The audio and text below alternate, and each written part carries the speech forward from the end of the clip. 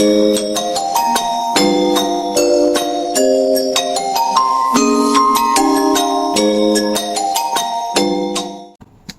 dan salam sejahtera. Topik yang kami akan bahaskan dalam video kebenaran ini adalah tentang isu perkauman, iaitu keangkuhan orang Melayu Islam hingga meminggirkan kaum minoriti. Antara perkara yang akan kami bahaskan iaitu pengenalan, punca, contoh-contoh, kesan, cara mengatasi dan kesimpulan. Saya teruskan dengan pengenalan kepada isu perkauman ini. Negara Malaysia terdiri daripada pelbagai lapisan masyarakat yang terdiri daripada bangsa, agama dan budaya yang berbeza. Islam dan Melayu Bumiputera merupakan agama juga bangsa majoriti di dalam masyarakat Malaysia. Hal demikian, kaum majoriti ini telah menjadi bualan hangat di sosial media yang menyifatkan kaum ini ampuh terhadap kaum minoriti di Malaysia. Kaum majoriti iaitu terdiri daripada Melayu Islam terlalu selesa hingga menyebabkan mereka angkuh dan meminggirkan kaum minoriti lain. Isu ini sering dibicarakan dalam konteks politik, sosial dan ekonomi negara. Keangkuhan dapat menyebabkan diskriminasi dan ketidakadilan terhadap kaum minoriti yang mempengaruhi kesaksamaan dan kesatuan sosial masyarakat. Antara punca keangkuhan orang Melayu adalah pertama, prasangka dan stereotip terhadap kaum minoriti. Apakah yang mendorong kaum majoriti angkuh terhadap kaum minoriti? Prasangka etnik adalah prasangka satu kelompok etnik terhadap etnik yang lain yang biasanya bersikap negatif. Kaum majoriti memberi tanggapan yang buruk terhadap kaum minoriti yang menyebabkan mereka tidak dapat menerima dan bergaul mesra antara satu sama lain. Stereotip berkait rapat dengan prasangka. Jadi, stereotip adalah kepercayaan yang dipegang mengenai kategori manusia. Jika prasangka mengenai sikap, maka stereotip adalah imej atau gambaran. Punca yang kedua adalah kurang pendidikan dan kesedaran tentang keadilan sosial. Orang Melayu Islam kurang diberi pendedahan tentang kepentingan keadilan sosial menyebabkan mereka meminggirkan kaum minoriti. Keangkuhan kaum majoriti kerana pemikiran mereka yang merasakan orang Melayu punya kedudukan dan hak yang istimewa. Selain itu, kaum majoriti tidak menyedari kepentingan tentang menghormati kaum lain demi kesejahteraan hidup bersama. Punca ketiga adalah politik identiti yang menggalakkan perpecahan dan memperkuatkan sentimen keagamaan dan kebangsaan. Politik identiti yang membentuk agenda perpaduan Melayu Islam cenderung dipolitikan dan bersifat polemik.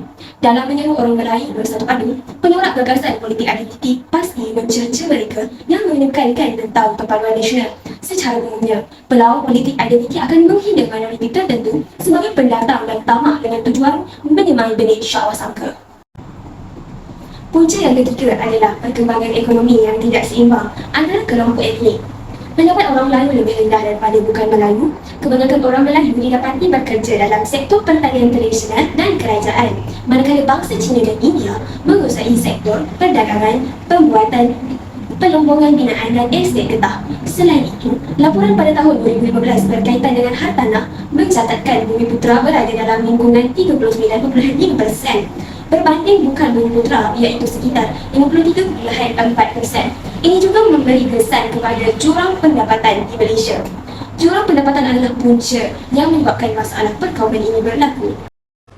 Seterusnya, saya akan meneruskan pembentangan dengan menerangkan contoh keangkuhan orang Melayu sehingga meminggirkan kaum minoriti.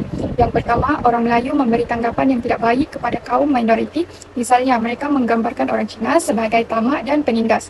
Yang kedua, orang Melayu juga suka menilai kaum minoriti dari segi luaran seperti warna kulit. Misalnya, orang India yang berkulit gelap adalah seorang yang kotor dan berbadan bau.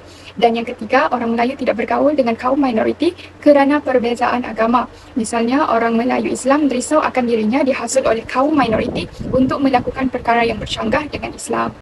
Sehubungan dengan itu, orang Melayu Islam haruslah mencontohi rakyat di negara Kemboja yang terdiri daripada umat Islam minoriti yang dihormati dan dilayan dengan baik oleh kaum majoriti bukan Islam di negara itu.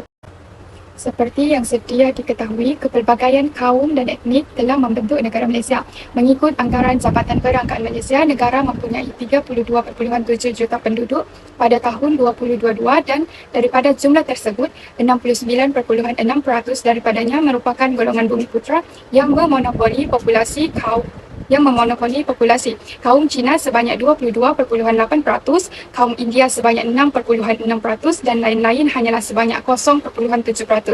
Dasawarsa dalam menempuh arus modernisasi yang menerja watan kita, Malaysia tanpa diundang, peminggiran dan pergolakan antara kaum makin menjadi parah serta menjadi duri dalam daging buatan. Isu ini telah pun hangat meniti dari bibir ke bibir masyarakat dan keadaan ini boleh membawa kepada kesan yang besar jika kemelut ini tidak dibendung dengan segera. Seterusnya, saya akan menerangkan kesan-kesan daripada isu-isu yang telah dibincangkan. Kesan yang pertama ialah diskriminasi dan ketidakadilan terhadap kaum minoriti. Contoh isu, pada 16 November tahun 2020, telah heboh dari seorang pengguna Twitter, Pingalayan yang merupakan rakyat Malaysia beretnik India, menyatakan bahawa dia menghadapi kesukaran dalam mencari dan menyewa tempat tinggal di sekitar Lembah Kelang. Menurut Pingalayan, dalam pembuktiannya, 45% daripada jumlah hartanah yang tersenarai secara terang-terangan menolak sewakan dari disewakan kepada penyewa dari etnik India. Selain itu, perbandingan harga yang menerima etnik India dapat disaksikan sehingga 22% lebih tinggi untuk sewa bulanan mereka. Kesan yang kedua ialah konflik dan ketegangan antara kelompok etnik. Contoh isu peristiwa hitam 13 Mei tahun 1969 yang berlaku susulan pilihan raya umum 1969. Parti pembangkang telah membangkitkan soal-soal sensitif yang telah menyebabkan semangat perkauman antara kaum semakin menebal.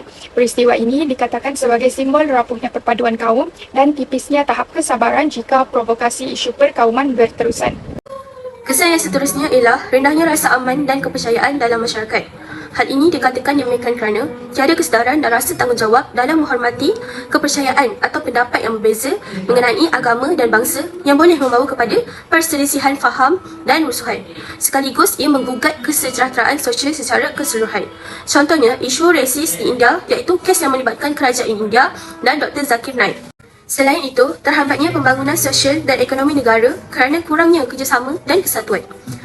Dengan wujudnya kestabilan politik, rakyat pelbagai kaum lebih giat melakukan aktiviti yang boleh merancakkan lagi ekonomi negara.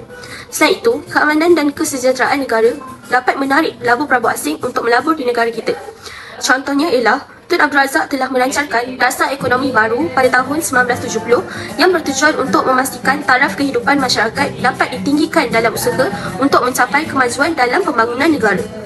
Dengan ini, untuk mengatasi masalah meminggirkan kaum minoriti di Malaysia, ada beberapa langkah yang dapat diambil. Cara mengatasi yang pertama ialah meningkatkan pendidikan dan kesedaran tentang keadilan sosial melalui program-program pembelajaran di sekolah dan masyarakat. Sistem pendidikan memainkan peranan sebagai satu medium sosialisasi bagi memupuk kepribadian dan kesedaran dalam melahirkan generasi yang menghormati satu sama lain dan persefahaman antara golongan etnik, budaya dan kaum. Pendidikan multibudaya yang mengenalkan pelajar pada berbagai budaya dan agama dapat membantu menghilangkan prasangka dan membuka fikiran mereka terhadap perbezaan. Selain itu, pengenalan nilai-nilai toleransi, saling menghormati dan bekerjasama dapat dijadikan dasar bagi semua individu untuk saling memahami dan bekerjasama. Cara yang seterusnya adalah mendorong dialog dan interaksi antara kelompok etnik untuk membangun pemahaman dan kepercayaan. Hal ini dikatakan demikian kerana kita perlu mengembangkan media yang beretika dan bertanggungjawab. Media juga dapat memainkan peranan penting dalam mempromasi kesedaran multibudaya dan menghindari diskriminasi dengan mengembangkan berita yang tidak memihak, tidak membuka stereotip negatif dan menghindari penyebaran informasi palsu yang dapat memicu konflik. Dalam konteks penguatkuasaan, kerajaan perlu menguatkuasakan undang-undang lebih tegas menggunakan Akta Hasutan 1948, Akta Kesalahan Keselamatan 2012, Kanun Kesesaan dan Akta Komunikasi dan Multimedia 1998. Sewajarnya, pindaan hukuman dilakukan bagi mengenakan hukuman lebih berat kepada pencetus ketegangan kaum. Terusnya, memperkuat nilai-nilai kebangsaan yang inklusif dan menghargai keragamaan dalam masyarakat. Meningkatkan kesedaran dan keterlibatan masyarakat. Masyarakat juga harus terlibat aktif dalam mempromosikan toleransi dan mengatasi diskriminasi. Masyarakat dapat mengadakan diskusi terbuka dan dialog antara kelompok-kelompok yang berbeza untuk memahami perbezaan dan menemukan cara untuk bekerjasama. Seterusnya, meningkatkan pertumbuhan ekonomi. Memperkuat inklusi sosial dan menghilangkan diskriminasi dapat membantu meningkatkan kepercayaan pelabur dan konsumen sehingga dapat meningkatkan pertumbuhan ekonomi negara. Sebagai contoh, dasar ekonomi baru DEB telah digubal untuk merapatkan jurang ekonomi Melayu dan juga bukan Melayu. Seterusnya, memperkuat institusi dan hukum untuk melindungi hak-hak minoriti dan menegakkan keadilan sosial. Memperkasakan kualiti hak kesamarataan yang dijamin oleh Perkara 8 di dalam Perlembagaan Persekutuan. Perkara 8, kesamarataan. 1. Semua orang adalah sama rata di sisi undang-undang dan berhak mendapat perlindungan yang sama rata di sisi undang-undang. Kedua, kecuali sebagaimana yang dibenarkan dengan nyata oleh perlembagaan ini, tidak boleh ada diskriminasi terhadap warga negara semata-mata atas alasan agama, ras, keturunan, tempat lahir atau jantina dalam mana-mana undang-undang atau dalam pelantikan kepada apa-apa jawatan atau pekerjaan di bawah sesuatu pihak berkuasa awam atau dalam pentadbiran mana-mana undang-undang yang berhubung dengan pemerolehan, pemegangan atau pelupusan harta dan berhubung dengan penubuhan atau perjalanan apa-apa pertukangan, perniagaan, profesion, kejayaan atau pekerjaan. Semua cara di atas perlu didukung oleh komitmen dari pemerintah, masyarakat dan pemimpin agama untuk memperbaiki hubungan antara kelompok etnik dan memperkuat kesatuan sosial dalam masyarakat. Kesimpulannya, dapat disimpulkan bahawa keangkuhan orang Melayu Islam dapat meminggirkan kaum minoriti adalah masalah serius yang mempengaruhi masyarakat Malaysia. Masalah ini disebabkan oleh prasangka dan stereotip, kurangnya pendidikan dan kesedaran, politik identiti dan ketimpangan ekonomi antara kelompok etnis. Dampak dari masalah ini termasuk diskriminasi dan ketidakadilan terhadap minoriti, konflik antara kelompok etnik dan rendahnya rasa aman dan kepercayaan dalam masyarakat. Untuk mengatasi masalah ini, diperlukan pendidikan dan kesedaran yang lebih baik, dialog dan interaksi antara kelompok etnik, memperkuat nilai-nilai kebangsaan yang inklusif, memperkuat institusi dan hukum serta mendorong pembangunan ekonomi yang seimbang antara kelompok etnik.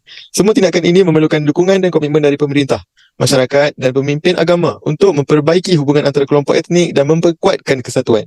Sekian itu sahaja dari kumpulan saya. Terima kasih. Assalamualaikum.